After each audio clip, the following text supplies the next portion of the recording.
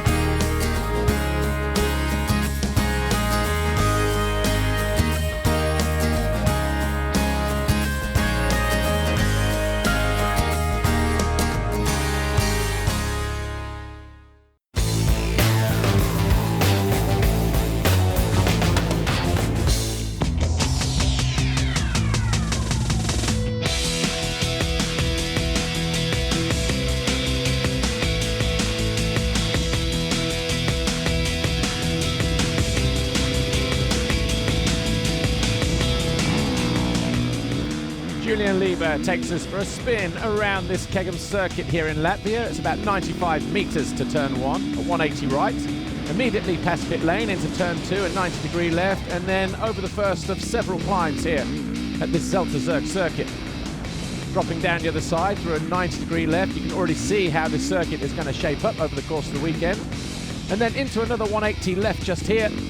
Takes the riders over a crest in the opposite direction, a choice of lines through there, into this banked right-hand turn. On the exit here, you'll see we're into the iPhone plateau jump, and then it's a fast sweeping turn, again a split lane section on the run towards the Monster Energy finish line jump just here. And as we come into land, we are into a series of 180 switchback turns. The first is a right, immediately into a left, and then we hit what used to be the old finish line jump. Of course, we're running the circuit in the opposite direction, just like we were last year. Continue through this sweeping left-hand turn, and then cresting the highest point of the circuit over this step-up jump. There'll be some huge braking bumps into this right-hander, and also you can see the lines on the approach to the step down there. Over a short hip jump, a double, and then a single, and then we have the first of 2 tabletops. The first one shorter. The Monster Energy one here is a little bit longer, bit of a peak on the downside, and then a single into a double or a double into a single, whichever option you prefer, into this 180 switchback right. Short little jump here, and then into this 180 left. Now this is the notorious wave section here. 12 waves in total. If you go inside, you can go double, double, double all the way through and even transfer across the last double at the end. But there'll be a multitude of lines through there. You can have a different run through that whole section, whichever takes your fancy. Of course, those lines will develop as well throughout the course of the weekend. The final tabletop jump here into what will be the final right-hander, a quick left-right chicane, takes the riders back onto the start straight to start another lap here at the Zelterzerks. This weekend in Latvia is the 5th of 7 rounds of the EMX Two-Stroke Championship presented by FMF Racing. And we've taken the opportunity to catch up with two of the main 2019 title contenders. Yeah, after my first plant at auction, I was a bit affected, and then obviously the first round came up for the Europeans, and it was unbelievable that I came away doing 1-1 at Matley Basin just after a month after the accident I had.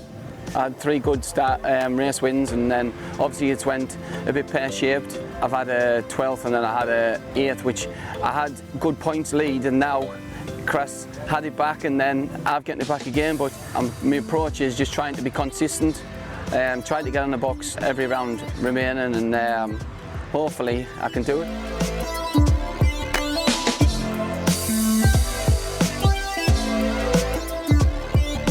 2016 I won it, 2017 I had a really bad year. Brad was better than me, he won it fair and square.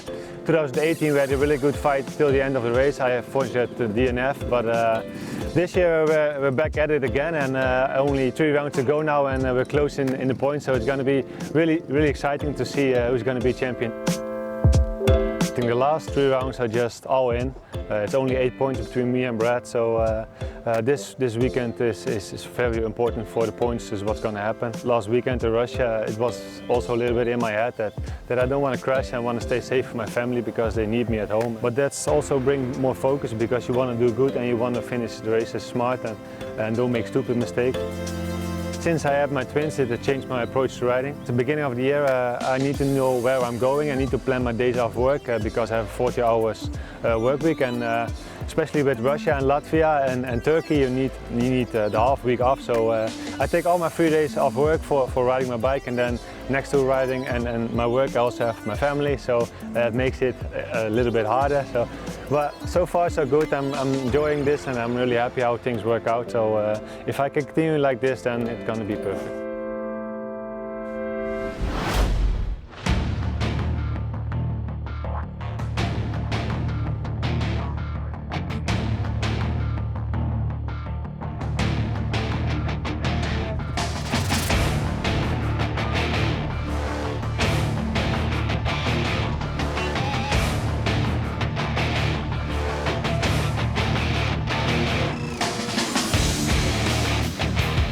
As the gate dropped for MX2 Race 1, Jorge Prado rocketed to his 11th foxhole shot of the season, whilst Jago Kietz rounded out in around about 5th place, just behind Adam Sterry and Matthijs Boisrome. But Sterry landed heavily off the jump. Boisrome couldn't avoid him, and Jago Kietz had to take evasive action. An off-track excursion saw him remount just behind the 29 of Henry Jacobi and Morgan Liciardo, number 44. Jacobi was in 5th. Jago Kietz just behind him, but not for long. The Belgian on the Yamaha squeezed his way past the number 29 and went after his teammate Watson. Watson was sitting comfortably in 3rd place, but Jago Kietz had other plans for the Brit. On lap 4, he made this move to move into 3rd place. 14 of Jed Beaton was hovering just inside the top 10, but he got caught and passed by the 98 of Bas Varsen on the Hitachi KTM. The two went at it for a few laps before eventually the Dutchman broke free. Matthijs Boisrome was in the wars again. He would not finish the race after crashing out in the wave section. Thomas Olsen was in 2nd on his Husqvarna, but Jago Kietz was ready to pounce. He spent the majority of the race trying to close in on the Dane. Eventually his opportunity came, a neat move Down the inside with 4 laps to go, saw Geerts move in to second as Jacoby went out of 5th with a mechanical. A little further back, Chervelin was in a battle with the hard-charging Bas Varsen, and he rode his luck on more than one occasion. Lost a few positions, he would eventually come home in 8th. Tom Vial eventually squeezed past Chervelin as well to go into 7th, but it was a win for the 14th time for Prado.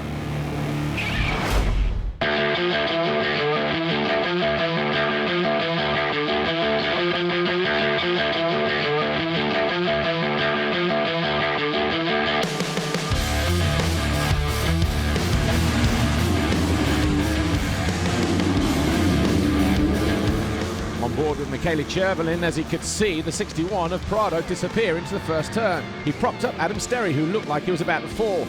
Midway through that first corner, Sterry emerged in around about 5th place. Fox Holshot number 12 for Prado though. Olsen made a better start this time. He was in 2nd. 3rd was Tom Vial. 4th was Sterry. The Yamahas of Watson and Geerts were locked together again, but they first had to find their way past Chervelin.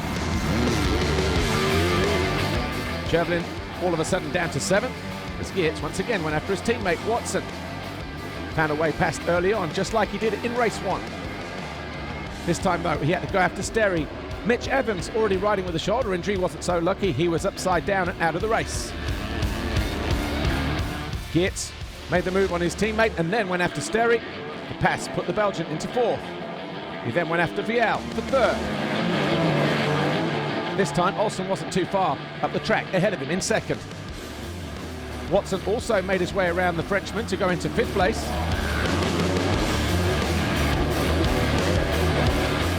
And Sterry then felt the pressure from his fellow Brit, the Englishman, Watson. This pass was for 4th place in the second half of the race. Sterry eventually rode home for 5th ahead of his teammate, Jacoby. Once again though, Geerts locked onto the rear wheel of Olsen. And with 2 laps to go, he was able to find a way past the Dane for 2nd.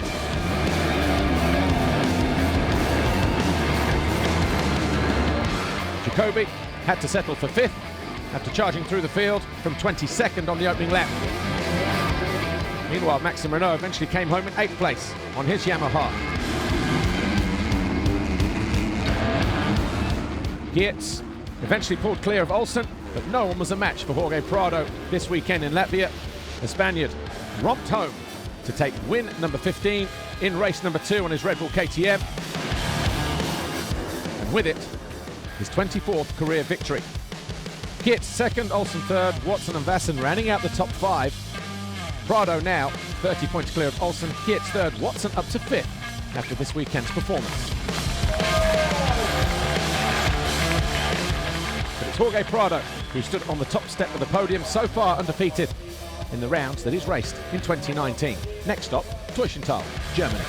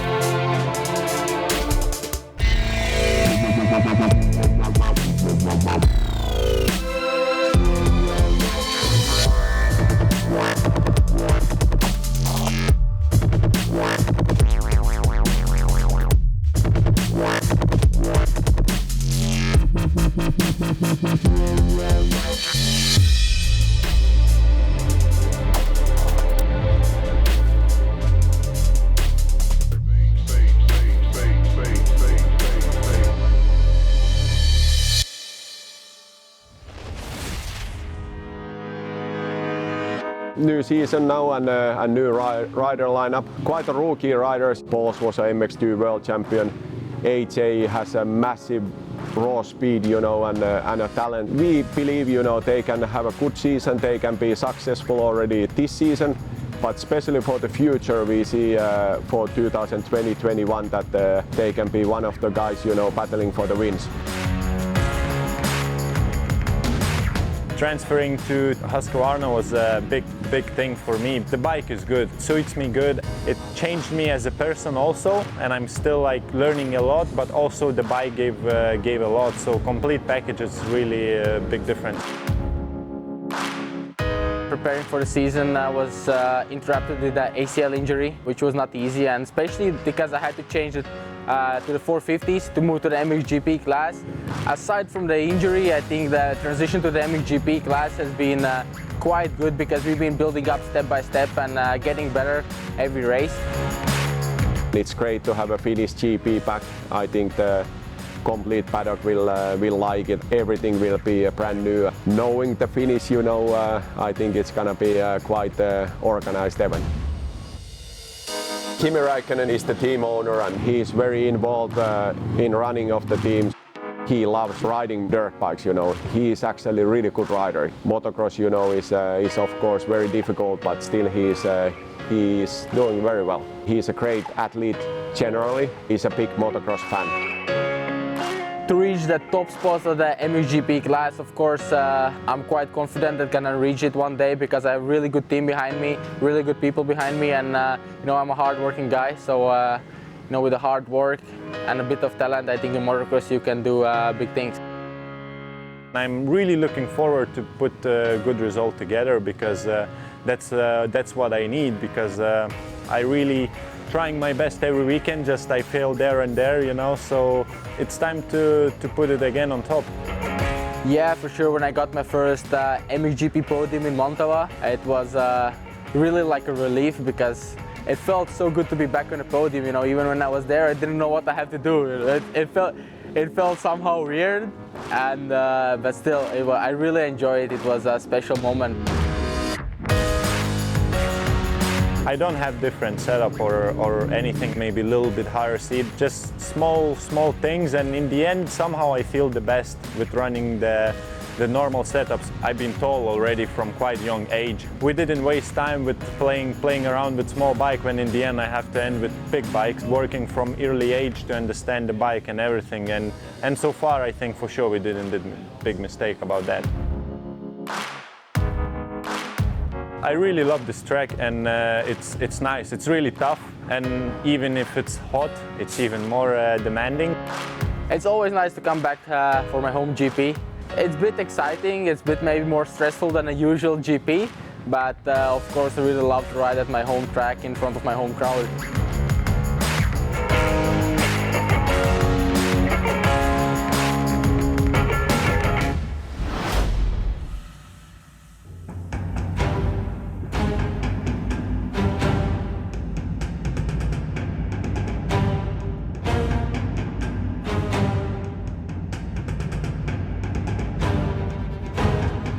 After taking his first pole of the season, Jeffrey Hurlings led the riders out, but crashed on the sighting lap. He was hit by Jasikonis. He picked himself up, but there was panic as they tried to get him back in the race.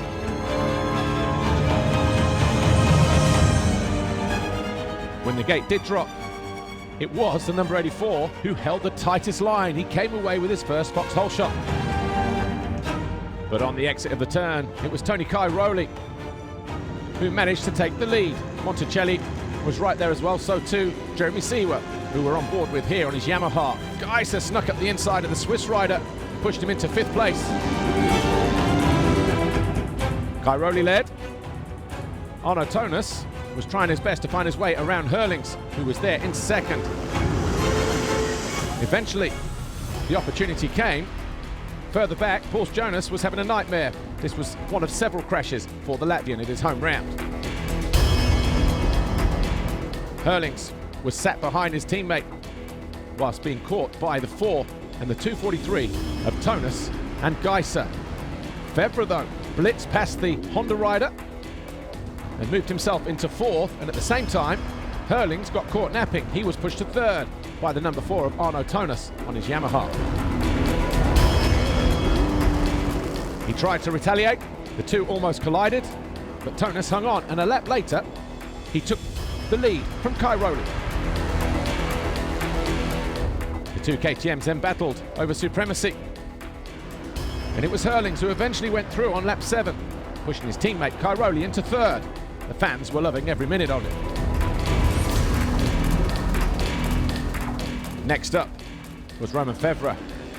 And behind them, Jasikonis found his way past the 243 of Geiser to move into 5th. But it wouldn't last long. The Lithuanian would suffer brake problems later on in the race, but Cairoli was on borrowed time. He was coming under attack from Roman Fevre from all angles.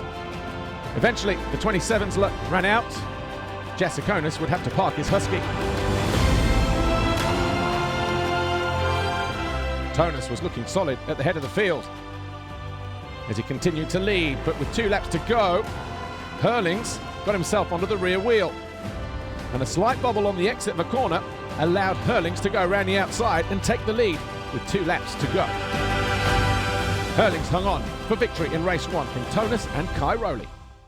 Yeah, it's a shame. On the starting lap I had a crash, and just a small one, but Jasikonis rode over my bad feet. So now I'm going to make X-rays because I have so much pain meanwhile riding now. It's unbelievable. So I'm going to get quickly to see the doctor, and hopefully I can line up second moto. But yeah, riding was good, but I had so much pain. So yeah, hope to see you guys second moto again. Well, Herlings did get an X-ray, and soon afterwards he posted this on his Instagram account. A cracked bone in his ankle meant he would not line up for race 2.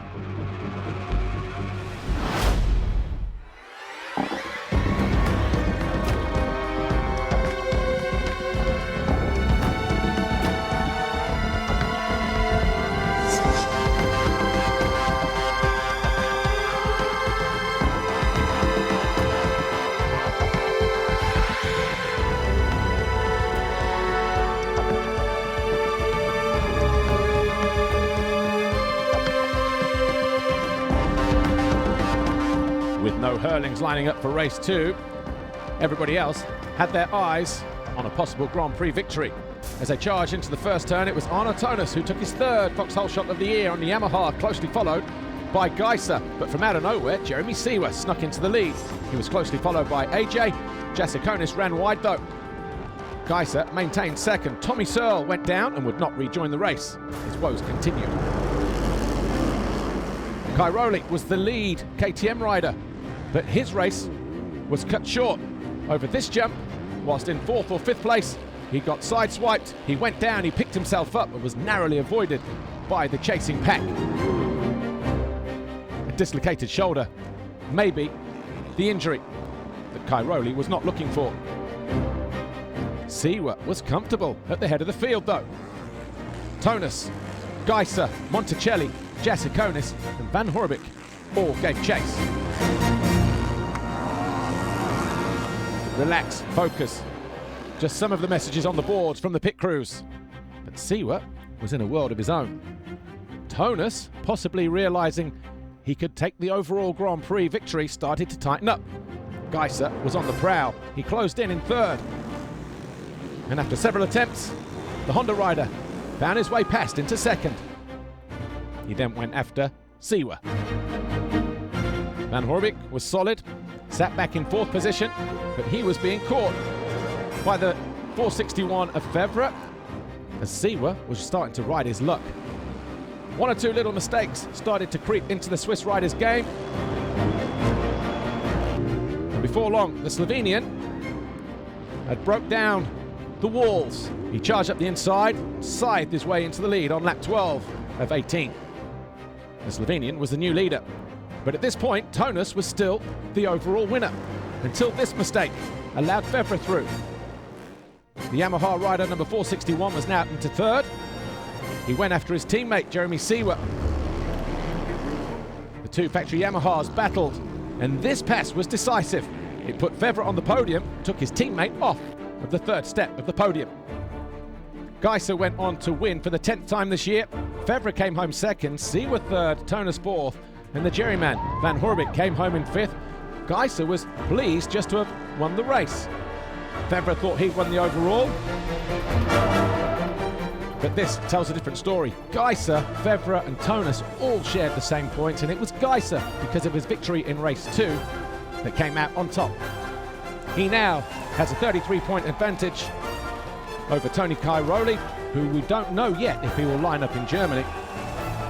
Fevra and Tonas were also on the podium here in Latvia on what was a crazy weekend at Keganas. Well, Red Bull are going to be very happy to get out of here after a horror show for their team at the MXGP of Latvia. Jeffrey Hurlings heroically raced with a broken ankle to take a first win of the year in race 1, but was unable to take his gate in race 2. That a race that then saw Tony Cairoli crash out heavily at high speed, appearing to dislocate his shoulder. Tim Geiser took full advantage after a lacklustre first race, taking the checkered flag in the second and with it a 5th overall victory of the season to extend his championship lead to 33 points, with the possibility of both KTMs being absent next week. Better news in MX2 though. Jorge Prado controlled the weekend to claim an 8th victory in 8 GP's race and stretched his lead over TKO to 30 points. Whatever next as we move to Teufelstal for the MXGP of Germany. Tune in to find out in just 7 days' time. Ciao!